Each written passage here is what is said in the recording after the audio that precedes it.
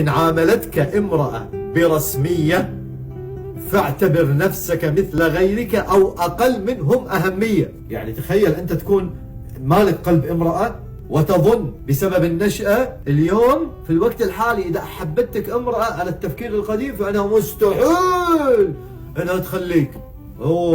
إذا أحبت، هو فعلا إذا أحبت المرأة آخر شيء، إذا أحبت المرأة الصح الحقيقية القوية، إذا أحبت فآخر شيء تفكر فيه إنها تخليك، آخر شيء. ولكن لو وصلت للشيء الأخير هذا إنها تخليك، عمرها ما راح ترجع لك، عمرها ما راح ترجع لك.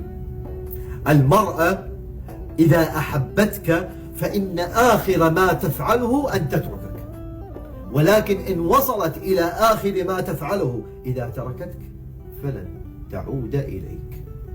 فلذلك هؤلاء بعض يعني الرجال الذين يظنون بأن المرأة إذا أحبت مستحيل أن تتغير، يجب أن على المرأة نفسها أن تكذب ظنه.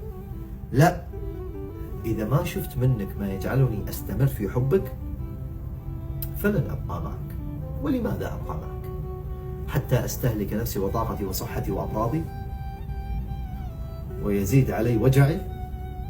لماذا أبقى معك؟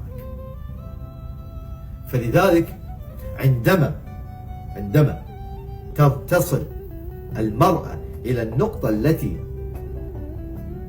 تعطيك فيها بلوك القلب مستحيل ترجع لك.